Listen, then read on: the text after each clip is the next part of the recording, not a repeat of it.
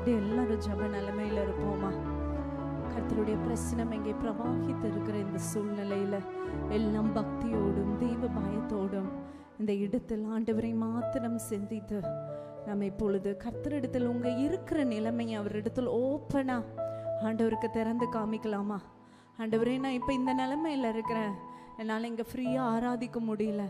சபை எல்லாம் உங்களை பரிசுத்தர்னு சொல்லும்போது என்னால் உங்களை ஆராதிக்க முடியலையாப்பா. நான் இப்படிப்பட்ட மன குழப்பத்தோடு இருக்கிறேன், மன கஷ்டத்தோடு இருக்கிறேன். சரீர பலவீனம் என்னை வாட்டி கொண்டிருக்கிறது. எதிர்கால பயம் எனக்கு முன்பாக இருக்கிறது. நான் போய்கொண்டிருக்கிற இந்த பிரச்சனை என்ன ஆகுமோ என்ற ஒரு கலக்கம் என்னை வாட்டி வதைத்து கொண்டிருக்கிறது என்று கலங்கி இங்கே நிற்பீர்கள் என்றால் இப்பொழுது தேவனின் அன்புள்ள கரம் உங்களை அணைக்கும். அவருடைய ஆணிகள் பாய்ந்த அந்த கரம், சிலுவையில் தன்னுடைய பரிசுத்த இரத்தத்தை உங்களுக்காக கொடுத்த இயேசுவே கிறிஸ்துவின் கரம், அந்த பரிசுத்த கரம் உங்களுக்கு நேராக வந்திருக்கிறது. அது உங்களை இப்பொழுது அணைத்துக் கொள்ளும்.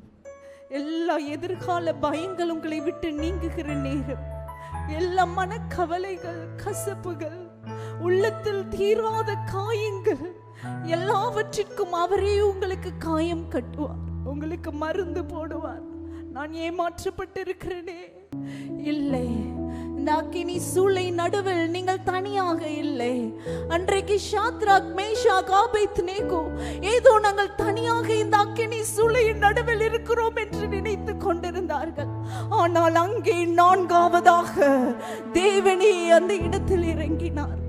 முடி கூட கருகாமல், எந்த சேதமும் வராமல் அந்த அக்கினியிலிருந்து அவர்கள் வெளியே வந்தார்கள். இதே அக்கினியின் பாதையில, இதே சிங்கக்கெபியின் நடுவில் நீங்கள் போய்கொண்டிருக்கிறீர்களா? எல்லாவற்றிற்கும் மேலான ஒரு நாமம் இன்றைக்கு உங்களை தப்பு வைக்கும். ஹல்லேலூயா, ஹல்லேலூயா. இயேசுவே, இந்த படகில் ஆண்டவர் இருக்கிறார். இந்த புயல் காற்றின் படகில் ஆண்டவர் இருக்கிறார்.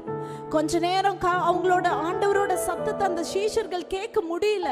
உடனே அவங்க நினைச்சாங்க, ஐயோ, இந்த புயல் காற்று எங்களை சேதப்படுத்தி விடுமோ, நாங்கள் மடிந்து போவோமோ. இல்லை இல்லை, அவர் அமைதியாக இருக்கிறார் என்றால் நிச்சயமாக ஏதோ ஒரு காரியத்தை கர்த்தர் செய்து கொண்டிருக்கிறார். இன்றைக்கு இந்த இடத்துல என்னால் ஆண்டவருடைய சத்தத்தை கேட்க முடியலையே, கர்த்தருடைய பிரசன்னத்தை உணர முடியலையே.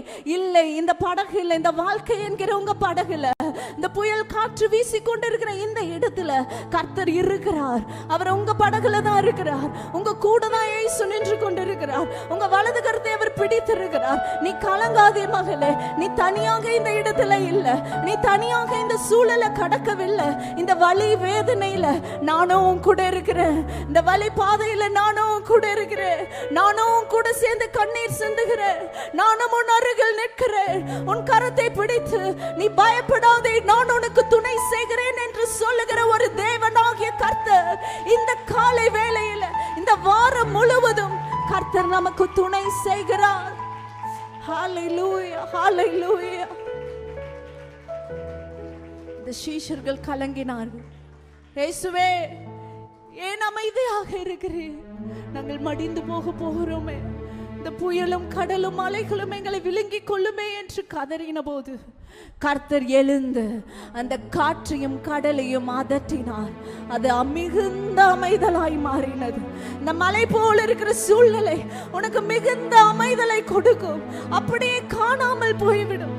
இங்க எழுப்பி இருக்கிற பிரச்சனைகள் எல்லாம் ஒன்றுமில்லாமல் காணாமல் அது பனி போல உருகிவிடும். சரீரத்தை பயப்படுத்தி கொண்டிருக்கிற இந்த சூழ்நிலை எல்லாம் ஒன்றுமில்லாமல் பனி போல உருகிவிடும். எல்லாரும் அறிக்கை செய்யுங்க, நான் போய் கொண்டிருக்கிற இந்த சூழ்நிலை, என் வாழ்க்கையில் அடித்துக் கொண்டிருக்கிற இந்த புயல்கள், இந்த காற்றுகள் ஒன்றுமில்லாமல் அது பனி போல உருகுகிறது, அது பனி போல அமைதியாய் போகிறது. எல்லா கடன் பிரச்சனைகள், பண பிரச்சனைகள் இயேசுவின் நாமத்தினால அது ஒன்றுமில்லாமல் பனி போல உருகி போகிறது. இயேசு இதே படகில் உங்களோடு இருக்கிறார். முறுமுறுத்துறாதீங்க. ஆண்டவர்கிட்ட சொல்லுங்க, என் கூட நீங்க இருக்கிறீங்க. அற்ப விசுவாசிகளே, நான் உங்களை பார்த்து சொன்னாரு. ஏன் நீங்க இப்படி பதட்டப்பட்டீங்கன்னு அவங்கள பார்த்து கேட்டாரு. பதட்டப்பட்டுறாதீங்க, ஆண்டவர்கிட்ட கேளுங்க. ஒரு பூரண அமைதிய இந்த புயல் காற்றின் நடுவில் என் இறுதிய ஒரு சமாதானத்தை உணரட்டும், என் இறுதிய ஒரு சமாதானத்தை உணரட்டும். எல்லாரும் கேட்போமா? என் இருதயத்துல இப்பொழுது ஒரு தெய்வீக சமாதானம், தெய்வீக சந்தோஷம். ஹல்லேலூயா. போவதாக. இந்த ஆராதனைக்கு வந்த ஒரு வீணாய் போக கூடாது, வெறுமையா போக கூடாது. எல்லாம் ஒரு தெய்வீக சமாதானத்தை, சந்தோஷத்தை இந்த உலகம் கொடுக்கிற பிரகாரமாக அல்ல, யாரும் கொடுக்க முடியாத அளவுக்கு ஒரு சமாதானத்தை, சந்தோஷத்தை கர்த்தர் தருவேன்னு சொல்லி இருக்கிறார். இப்பொழுது உங்களுடைய இருதயம் அந்த சமாதானத்தை அனுபவிப்பதாக, அந்த தெய்வீக சந்தோஷத்தை அனுபவிக்கட்டும். ஹல்லேலூயா, ஹல்லேலூயா.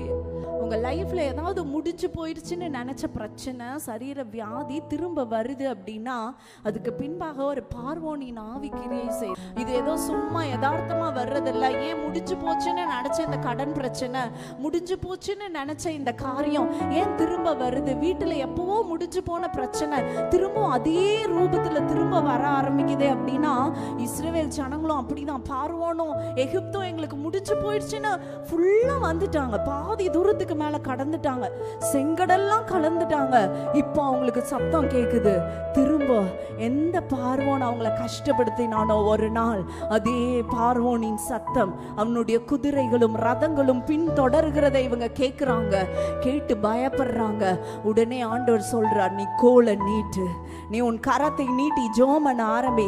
எப்போல்லாம் ஜெப ஆவி கம்மியாகுதோ, வீட்டுல ஜெப ஆவி உங்களுக்கும் கர்த்தருக்கும் இருக்கிற தொடர்பு கம்மியாகுதோ, அப்பொழுதெல்லாம் முடிந்து போயிருக்கிற பிரச்சனைகள் திரும்ப வர ஆரம்பிக்கும். எல்லாரும் ஜெபம் பண்ணுங்க. இயேசுவின் நாமத்தினால முடிந்து போன ஹாஸ்பிட்டல் செலவு, முடிந்து போன பிரச்சனைகள், முடிந்து போன குடும்ப காரியங்கள் திரும்ப திரும்ப வந்து வந்து எங்கள் குடும்பத்தை எழ முடியாதபடிக்கு, முன்னேற முடியாதபடிக்கு இன்றைக்கு இருக்கிற எல்லா தடைகளும் இயேசுவின் நாமத்தினால பார்வோனின் ஆவிகள் மடிந்து போவதாக, பார்வோனின் வல்லமைகள் அது அழிக்கப்படுவதாக. ஹல்லேலூயா. கர்த்தர் அப்படியே செய்ய போகிறதற்காக நன்றி செலுத்துவோம். ஹல்லேலூயா. இன்று கண்ட எகிப்தியனை இனி நீங்கள் காண்பதில்லை. எல்லாரும் ஆமென் சொல்லுங்க. இன்று கண்ட எகிப்தியனை இனிமேல் நாங்கள் காண்பதில்லை. எகிப்தியருக்கு வருகிற வாதைகளில் ஒன்றும் நமக்கு வருவதில்லை. எகிப்தியருக்கு வந்த வாதைகளில் ஒன்றும் நமக்கு வருவதில்லை. எல்லா கரங்களை தட்டி கர்த்தருக்கு துதி கன மகிமை செலுத்துவோமா?